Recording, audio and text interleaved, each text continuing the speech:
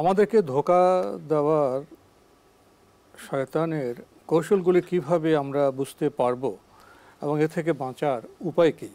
শয়তানের ধোঁকাগুলো অপরিচিত নয়। শয়তান যে সমস্ত ধোঁকা দিয়ে থাকে সেগুলো আমাদের কাছে সুপরিচিত। আল্লাহ তাআলা কোরআনের মধ্যে বলেছেন শয়তানের ধোঁকাগুলো কি কি, শয়তান কোন কোন জায়গায় আপনাকে ধোঁকা দিবে।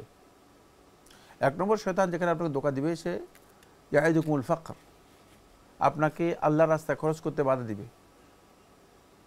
আপনাকে বলবে যে খরচ করলে তুমি ফকির হয়ে যাবে। ইয়া'মুরুকুম বিল ফাহশা ওয়াল মুনকার, আপনাকে অশ্লীল কাজগুলো নির্দেশ দিবে, অশ্লীল কাজগুলো আপনাকে সাজাই দিবে। ও মুনকার নিষিদ্ধ গর্হিত যে সমস্ত কাজ আছে সেগুলোর দিকে আপনাকে উদ্বুদ্ধ অনুপ্রাণিত করবে। আপনাকে বুঝাবে যে মানে আরে এইটাই তো সময়, এখন যৌবন যার, খারাপ কাজ করার সময় তার, মানে যে যৌবনের পরে তওবা করলেই তো হয়ে গেল। আপনাকে আল্লাহ সম্পর্কে কুধারণা দেওয়ার জন্য চেষ্টা করবে, কুমন্ত্রণা যেগুলো আছে সেগুলো দেওয়ার জন্য চেষ্টা করবে। আপনার অন্তর মধ্যে বিভিন্ন বিষয়ে সন্দেহ সংশয় তৈরি করে দিবে। সলাতে দাঁড়ানোর পরে আপনার সলাতের মনোযোগিতা মনোযোগ বিচ্ছিন্ন করে দিবে। আপনি দাঁড়িয়েছেন সলাতে, হঠাৎ করে আপনি দেখতেছেন যে আপনি মনে যেন ইউরোপের কোনো এক শহরের মধ্যে ঘুরতেছেন, নানা জায়গায় আপনাকে নিয়ে যাবে। এটা হচ্ছে শয়তানের মূলত পদক্ষেপ। খাতাওয়াত শয়তান। বাঁচার উপায় কি?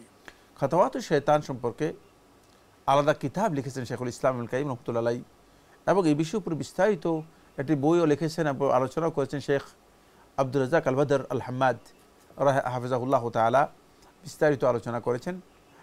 আর এই বিষয়টি মূলত খুবই গুরুত্বপূর্ণ। এগুলো থেকে বাঁচার এক নম্বর পদ্ধতি হচ্ছে সেটা হলো এই আল্লাহর বিধানের কাছে নিজের আত্মসমর্পণ করতে হবে। আল্লাহর বিধান ছাড়া অন্য কোনো বিধান আপনি মানতে পারবেন না। নিজেকে আল্লাহর আনুগত্যের মধ্যে সীমাবদ্ধ রাখতে হবে। দুই নম্বর হচ্ছে অধিক পরিমাণে শয়তান থেকে আল্লাহ তাআলার কাছে আশ্রয় প্রার্থনা করতে হবে।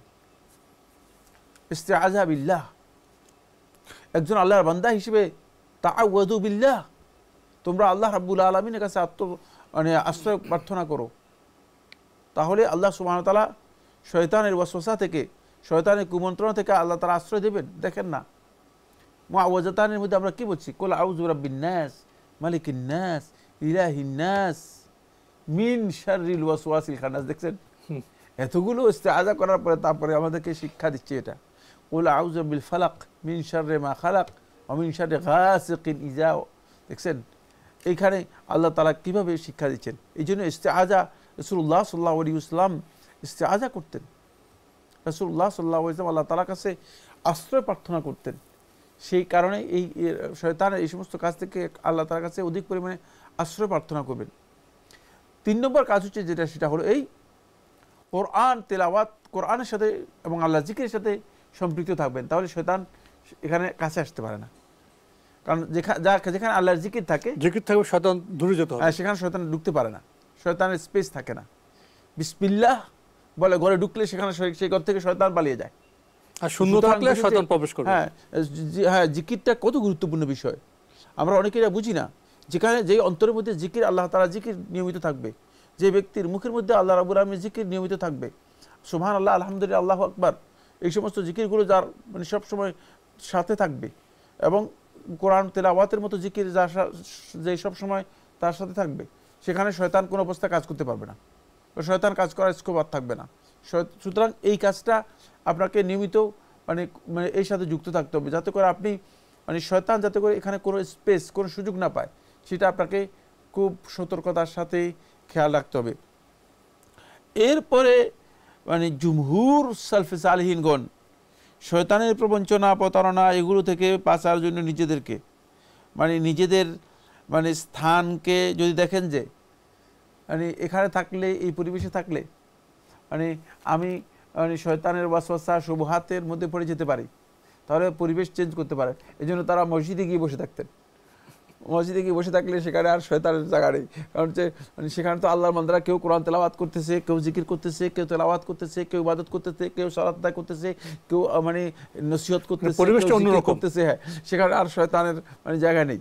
এই জন্য সালফে সালিহিনদের মধ্যে অনেকেই শুধুমাত্র শয়তানের এই সমস্ত ওয়াসওয়াস থেকে শয়তানের সমস্ত প্রবঞ্চনা থেকে নিজেদেরকে বাঁচানোর জন্য তারা মসজিদের মধ্যে গিয়ে বসে থাকতেন, মসজিদের মধ্যে হাবসুন নেফস, নিজেকে মসজিদে আবদ্ধ করে রাখতেন, যাতে করে শয়তানের এই সমস্ত বা খারাপ চিন্তা থেকে, খারাপ অবস্থা থেকে নিজেকে হেফাজত করতে পারেন। এগুলো থেকে যদি আপনি এগুলো ব্যবহার করেন, এই চিকিৎসা নেন, তাহলে আপনি দেখবেন যে ইনশাআল্লাহ শয়তানের ওয়াসওয়াসা থেকে আপনি নিজেকে রক্ষা করতে পারবেন। খুবই গুরুত্বপূর্ণ বিষয় আমরা অবগত হলাম প্রিয় দর্শক।